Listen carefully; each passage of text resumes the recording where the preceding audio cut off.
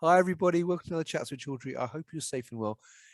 It's a sunny day outside my window today, and I think it's a sunny day where Charlotte is as well, because I know she's in London. So today I'm delighted to be joined by Charlotte Kilpatrick, who is the news editor or features editor. I'm not quite sure if I'm going to title right, for Terrapinn events. And the reason we're catching up is because they are running the World Vaccine Congress Europe event next week in Barcelona, running from October the 11th to the 14th. And I'll be attending as well, certainly on the 13th and 14th. So, Charlotte, it's lovely to see you. You How are too. you? I'm well, thank you. How are you? I'm very well, actually. And the reason, actually, Charlotte and I are catching up is, as I said, the show's coming up, and we thought we'd do a quick preview of the event. So, first things first, Charlotte, for those people not familiar with the World Vaccine Congress as a brand, because I know you have more than one event, can you give us a quick overview of the event?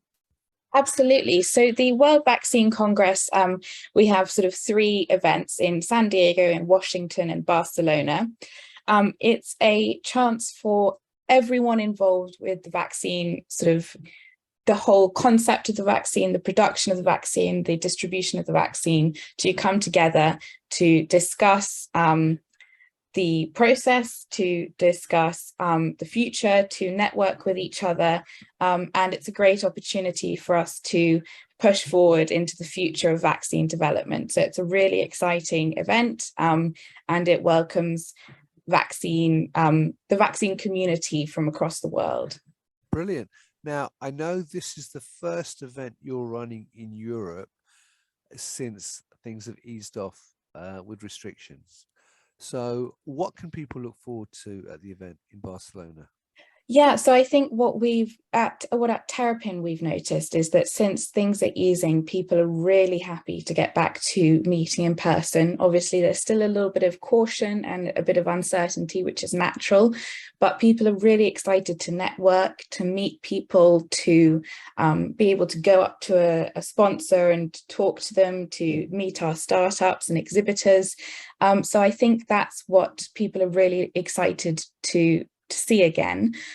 So obviously we will be expecting a lot of people to come, and there will be huge opportunities to meet your colleagues, people in the same sphere, and I think networking will be really important to people this time around. All right, well, let's talk about it a bit more then, because obviously, for those people who've never been to the event before, and I know you had obviously a very successful event in Washington earlier this year.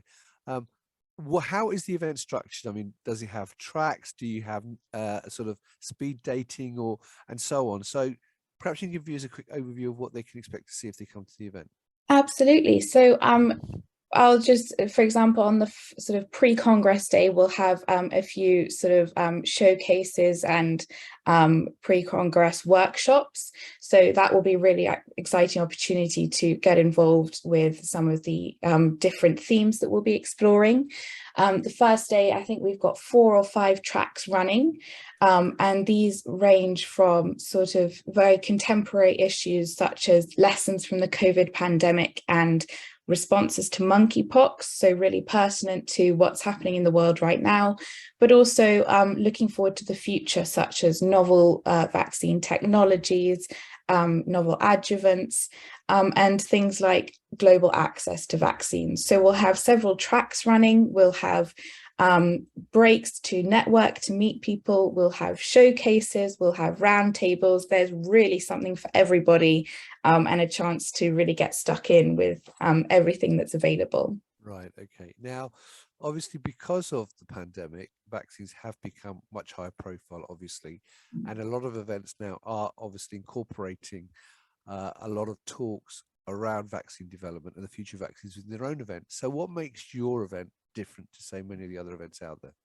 Yeah, so I think the obvious thing that strikes me is that it's devoted to vaccines. So if you're coming here, you're not going to hope to hear something about vaccines. You're going to hear in-depth discussions, in-depth analysis of the whole process. So it's completely devoted to vaccines. The other thing is that it's open to everybody. So we've got academics, we've got NGOs, we've got big pharma, we've got startups. So there's really, it's a very open and inclusive event from the whole value chain. So I think that's what's really unique about it. And that's why it's so successful and people keep coming back for more. All right. And I suppose my only other question would be is, I mean, you've sort of covered the topics that you're going to do and the structure.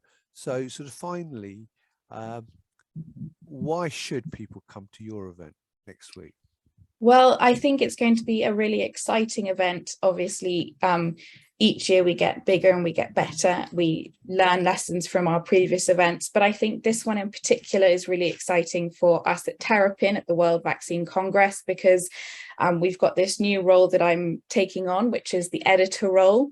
So I will be interviewing some of our speakers. I will be running reports and highlights of things to look forward to in the coming days.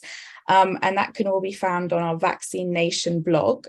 But I also think, just because it's been a while for many of us since we've been to some of these events, it's going to be really energized with enthusiasm, and people are going to want to give you 5 minutes after a speaker session, or want to meet you at their stand. So I think if you're unsure about coming and you think, will it be worth my time, think about all the wonderful people you could meet, or the opportunities you might encounter, and we hope to see you there as a result.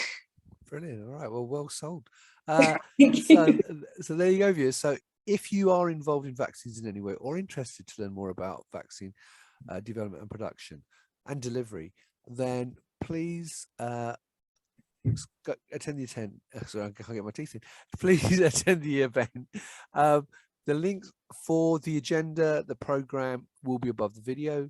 There'll also be a link to register as well. And actually, Terrapinn have kindly given me a discount code. So anybody who registers using the link I put above the video will save 20% on the registration fees. So please take advantage of that if you are looking to attend.